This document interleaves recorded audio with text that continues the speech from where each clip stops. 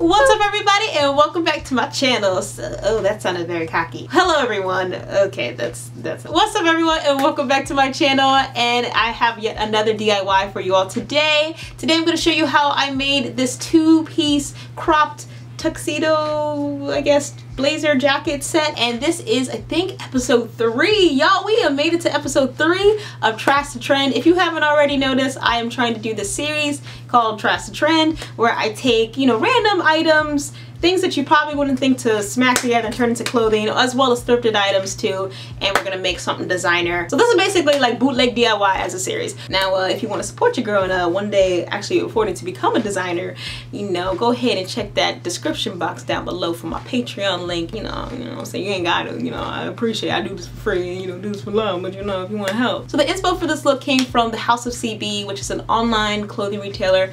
I found them via Instagram, and I am in love. Head over heels for all of their outfits. Now the only problem is their joints are literally like way out of my price range. I mean, it's genuinely within like the $60 to $200 range, but their stuff is pretty nice and pretty designer, one of a kind looking. And I saw this two-piece set and it was $209 and not 2.09, 209.00. So your girl definitely could not afford that, but I was thinking to myself, can I DIY it? And I decided, yes, I can. So tiptoed onto Savers and picked me up one of these very luxurious blazers for the luxurious price of $8. So anyway, before we get into it, if you haven't already, and if you love me, pretty please, go ahead and slam that subscribe button as well as that bell button so you know when I post new content each and every week. So anyway, enough rambling, let's get into it. Alright, y'all, here's what you need. First, a white blazer. Got this for $8 at savings, so holla for savings. I also got this a little bit larger, so I had extra fabric to work with. Then, a fitted skirt. So I actually use a different fitted skirt, so ignore this one, but you're going to need a fitted skirt. Also need some gold buttons of your choice. And then your handy dandy skizzes. And your handy dandy straight pins. And a ruler. Also a marker for, marking things. You're also going to need 2 small buttons as well as your handy dandy seam ripper. So getting started, I just went ahead and tried on the jacket just to kind of get an idea of where we want to crop it, and I decided above my navel. So I went ahead and took my straight pins and marked right above my belly button, and this is where I'm going to cut. So once I decided on that, I just placed that onto the ground and snipped away. Now getting into the skirt, I went ahead and replaced my first skirt with a more fitted skirt, and I just opened up the bottom portion of our suit jacket, and I placed the skirt onto that back portion and cut around it, leaving about ½ inch, and then that was going to be my back. And after that, I just went ahead and cleaned it up a little bit just to give it a nicer look. Now creating our side pieces, I wanted to give it this overlapped look. So taking the side pieces of our suit jacket, I placed them over, or placed one over top of my back piece, and then I flipped it around, and then I just, used my back piece as a guide for cutting the side piece. So really you're just cutting off the excess using the back piece as a guide. So you can see right here, I'm starting, I think, with my left side. And I flipped it around and created my left side, and then I did the same thing to the right side. So there is my left side, and then now we're going into our right side. So doing the same thing just on the right side, flipping it over and just cutting along the back piece as a guide. And yeah, there you go. And so now that we have our skirt all together, we're gonna go ahead and pin everything. So I'm just taking my straight pins and pinning along the sides and making sure that everything is inside out. And so now moving back into our top portion, I'm gonna go ahead and trim off the excess. So as you'll see, a little bit of the turmeric mask is showing because, your girl likes to spa treat while I'm DIYing. But yeah, turn it inside out, and taking my seam ripper, I'm going to take off the sleeves of the jacket. So just carefully seam ripping along the seams of the jacket just to remove the arms. Alright, so now that we have our sleeves off, we're going to go ahead and take in the excess on the sides. So I'm just showing you what it looks like right sides out, and we're going to go ahead and turn it back inside out and just pin it closed, and then pin along the excess that we want to remove. So this is what it looks like when we're all finished pinning. So yeah, all good. Now moving into our sleeves. So I did this sort of pinch and mark method where I pinched about 1/2 inch under my arm, following the shape of my arm. And yes, y'all, there's a little human in the background. I was babysitting, and I definitely gave him a hat to play with. Y'all can come for me, but he was right.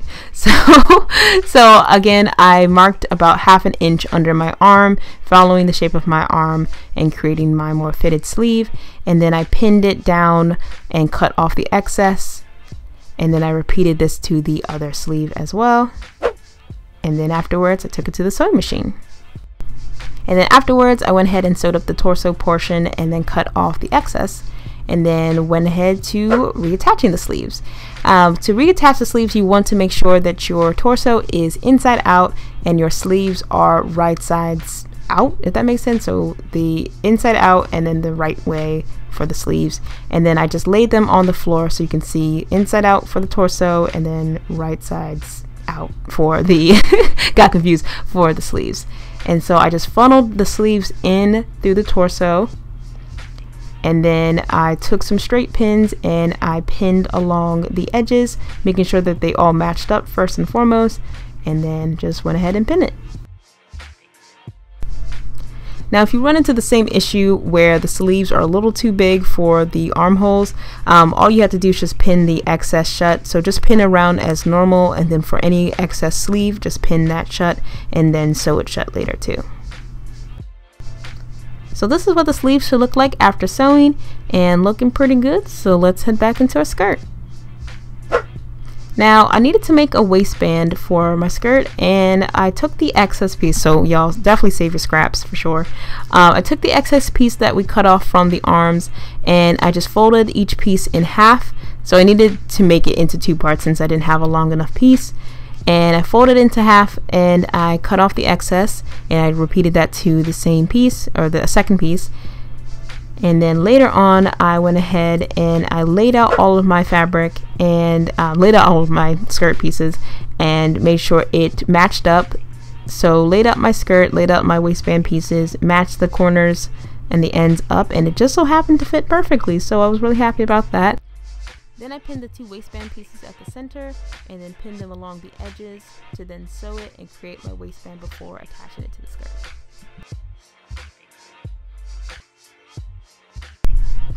So after sewing the waistband, we're going to attach the waistband to our skirt. Now the waistband is going to be facing upside down and right sides are touching. So the right sides of the waistband and the right sides of the skirt are touching. And then we're going to pin along that edge to pin our waistband to the skirt. And then all that's left to do is just sew it down, and then we have our skirt. So going back into the top, we're going to hem the edge of the top. So the area that we cut, we want to go ahead and clean that up a little bit. And I turned it inside out and do a folded hem. So I folded it in twice and then just pinned along that edge, and then took it to the sewing machine and sewed it up. Alright, so now that we have our pieces all created, we're going to work on the button placement. So I put on the top and I used the straight pins as markers for where I wanted to place my buttons and buttonholes. So I wanted this overlapped look, so I placed a marker, or rather a straight pin, on the bottom layer for where my button was going to be, and the top layer for where my buttonhole was going to be. And then I repeated this to the other side because I also wanted it to have an inner button that wasn't going to show, as well as a buttonhole for that.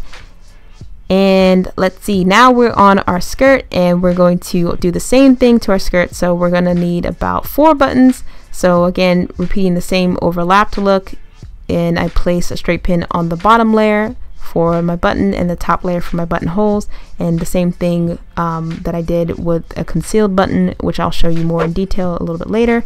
And now we are going to place our buttons. So taking our favorite gold buttons from Joann's, we're gonna use our needle and thread. So yeah, y'all, there's a little bit of hand sewing in here, and we're going to just, start from the back and just pin our buttons on. So you're gonna double check to make sure everything is in place, and then when you decide on that, just mark that very lightly with your marker. Now we're going to move over to our concealed button. So this is going to be slightly different from the beginning. We're actually going to have that button on the top layer and the buttonhole on the bottom layer. And the button is actually going to be facing on the inside of that top layer. So you see here, I'm just pinning the button to that top layer on the inside, and then using my needle and thread, I'm going to pin into, or like sew into the seam, and then sew that button onto that top layer. And then you're going to repeat the same steps for your buttonhole. Now moving on to our skirt, we're going to do the same exact thing that we did in the beginning for the top. So just marked everything with our pins and our marker, and then we just sew our buttons in. And so we're going to repeat the same steps for the concealed button. Again, just sewing it into the inside of your top layer and then making the hole on the bottom layer.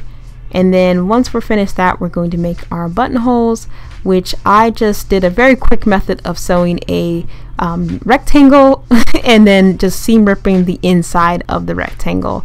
So you kind of see it right here where I'm just seam ripping the inside very, very quickly. And yeah, voila, this is the finished product. I am in love with this so much. I do plan on making this again a little bit neater and a little bit more detailed for the buttonhole part, because I know I kind of skimmed over that, guys, because that wasn't really good. But yeah, $8 ain't too shabby. So I'm really proud of this, and I hope you all enjoy this too. As always, don't forget to like, comment, and subscribe. And I love you, and I'll see you in a new video. Bye.